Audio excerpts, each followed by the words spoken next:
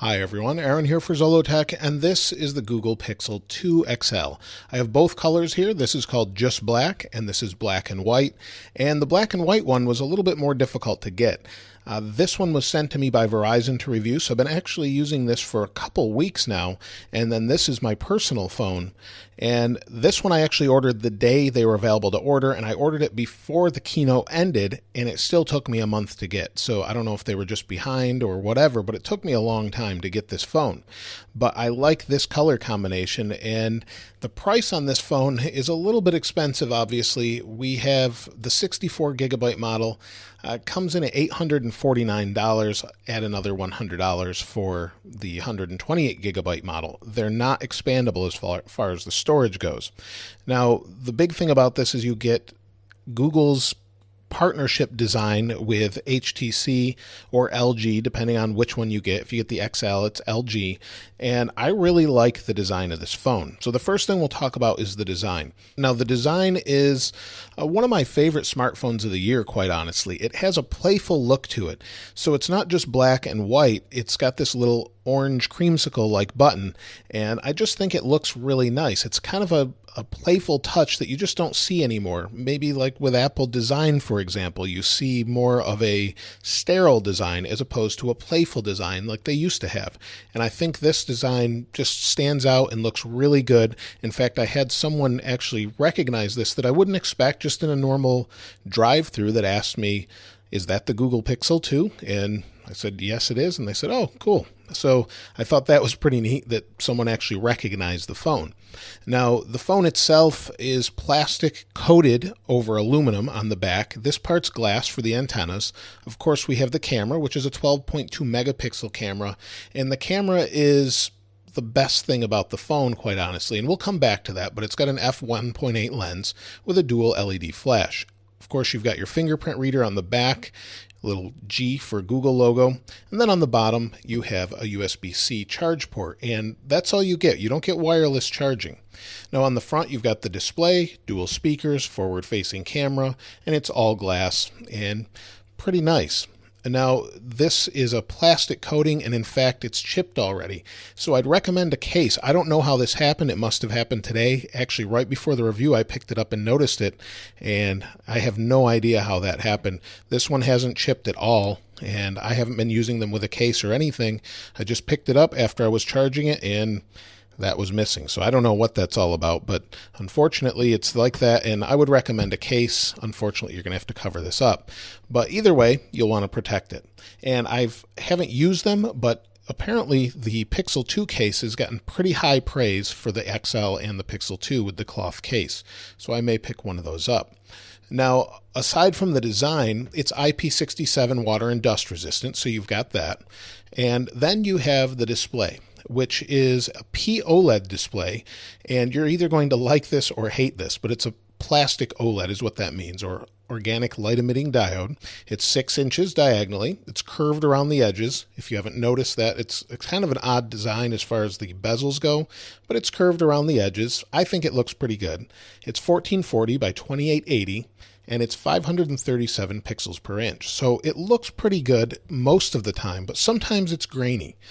Whereas you're in certain applications and it looks okay, other applications look grainy, and then, of course, there's that off-axis blue shift. Now, I did a video comparing the off-axis blue shift in this with a Galaxy S8 Plus and an iPhone X, and it's not as bad as you would think. So if I show you here, you can see it, but you can really see it if you're on a white surface. So if you're here, you'll see that off-axis blue shift a little bit. Now, aside from the off-axis blue shift that's there and you can't really do anything about, Google recently updated this with an update. So if you go into Display, Advanced, and then you go down to Colors, under Colors you've got Natural, Boosted, and Saturated. I personally like the normal natural RGB color profile that's on here, even though the display is capable of more saturated colors. I don't really care for super saturated colors like you see right now.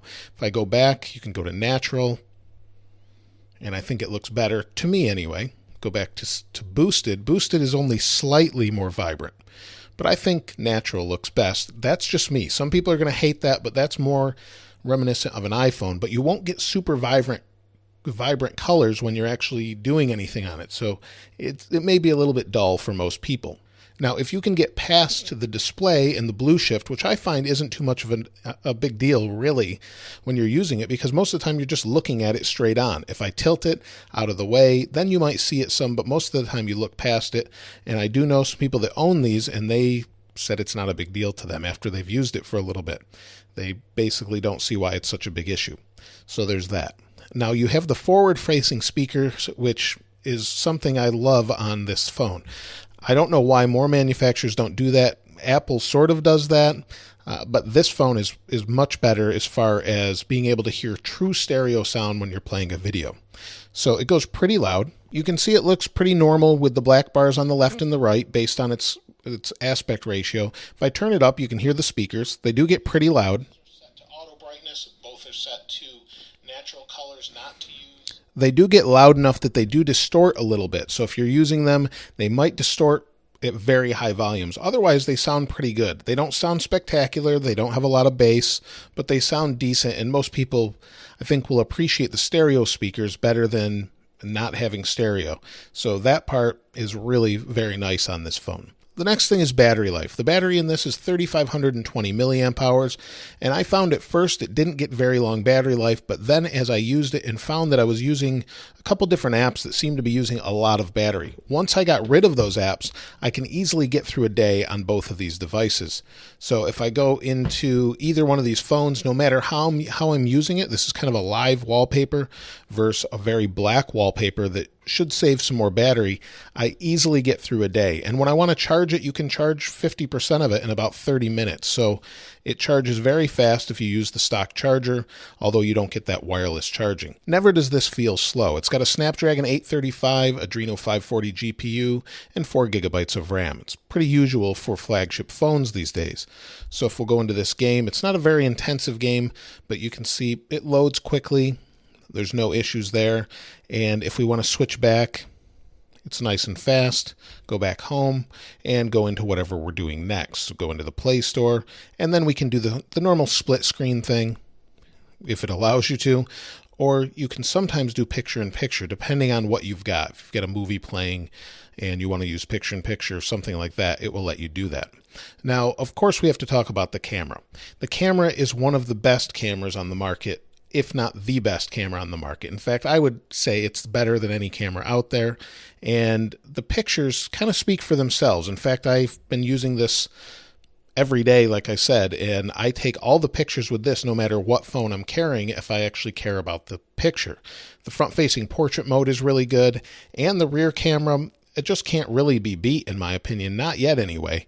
And with the upcoming Android 8.1, you'll get the new internal chip that's inside this phone that should even help that better with HDR photos and things like that. There's a dedicated chip on here that Google made to help you with those photos.